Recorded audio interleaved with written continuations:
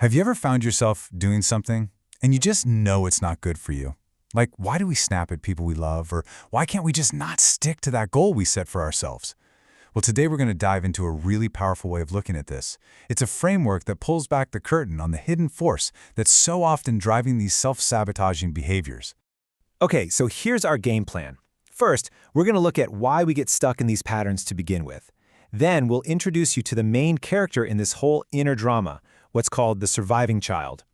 After that, we'll see how this whole thing plays out in a real-life relationship, which is pretty eye-opening. And finally, we'll talk about the path to actually breaking free. So first things first, why is it so ridiculously hard to change, even when we know we should? It turns out our conscious, logical mind, well, it isn't really the one calling the shots. I mean, it's a feeling we all know, right? It's so frustrating. A doctor tells you to stop eating something, but you just can't. You know an addiction is destroying your life, but you feel powerless to stop it. You want so badly to be patient with your kids, but then you lose your temper. The thing is, you understand the problem logically, so why can't you just fix it? This right here, this flips our usual way of thinking completely on its head. We assume our intellect is running the show, right? But it's actually the last car on the train. The real engine, the true commander, is our deepest and often totally unconscious belief. That belief system is what determines what our brain registers as pleasure. Our hunt for that pleasure is what drives our will. And only then, at the very end, does our intellect jump in to justify the action we were already going to take. So this is absolutely crucial. Understanding a problem with your brain isn't enough to solve it. Not even close. Your willpower is basically a slave to whatever it finds pleasurable. And what it finds pleasurable is defined by a belief system you probably don't even realize you have. So if you want to create real lasting change, you can't just talk to the intellect. You have to go deeper and get to the belief that's actually in the driver's seat. So, you're probably asking, where do these super powerful beliefs even come from? Well, to figure that out, we need to meet the architect of our inner world. It's a part of our psyche called the surviving child. Okay, so what is the surviving child? Think of it as the part of you that had to figure out how to get by when you were a little kid. You know, when you were completely helpless and dependent on others for everything.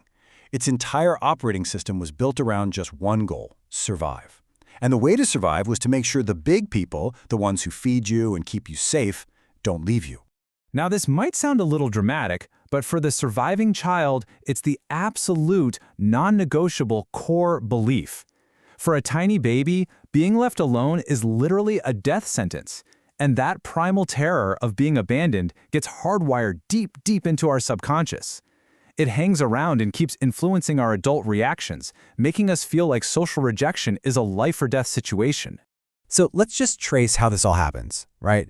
We're born needing unconditional love.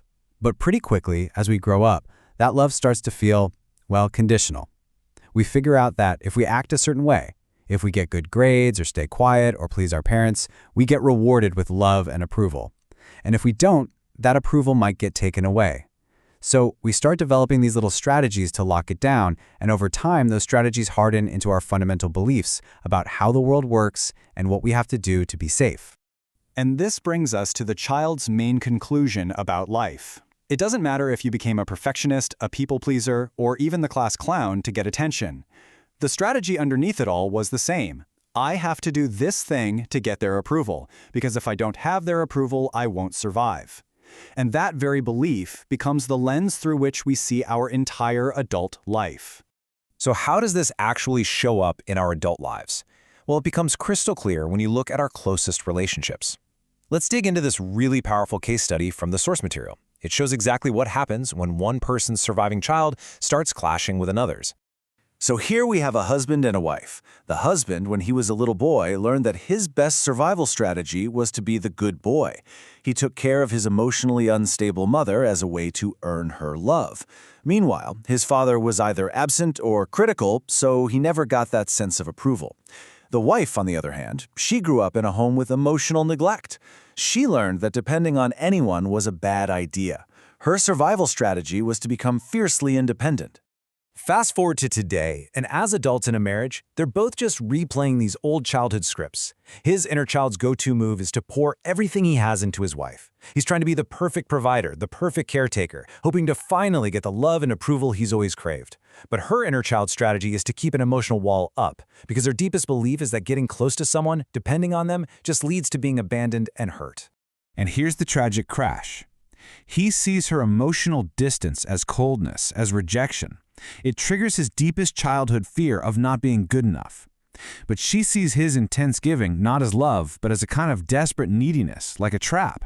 She feels like he doesn't truly love her for who she is. He just needs her approval, the same way a little kid needs his mother's. So the more he tries to get closer, the more she pulls away, and they get stuck in this painful, repeating cycle. So the big question is, how do we break these cycles? The answer isn't about trying to fix the other person or get them to change. The real solution is about fundamentally transforming our own inner identity. The journey out of this mess has 3 main steps. It all starts with awareness, just learning to recognize the moment your surviving child takes the wheel. Once you can see it, you can then consciously choose to change the core belief that's driving all the chaos. And finally, you can actually shift into a new, more empowered way of being. This is the first and honestly the most powerful tool you have. The next time you're in a moment of anger or hurt or fear, just pause and ask yourself this simple question.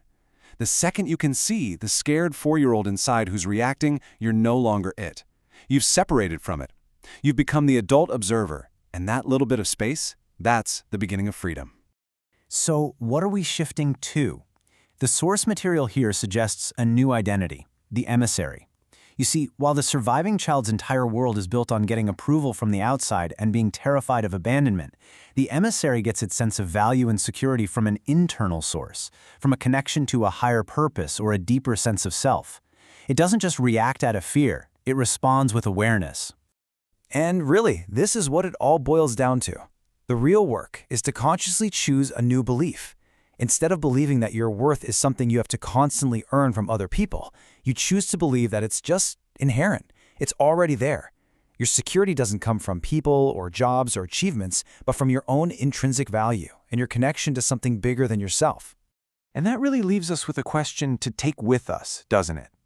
As you go through your daily life, in your relationships, in those moments of struggle, who's running the show? Is it the child who is desperately trying to survive? Or is it the adult who has the power to see, the power to choose, and the power to heal? Thinking about that, well, that can change everything.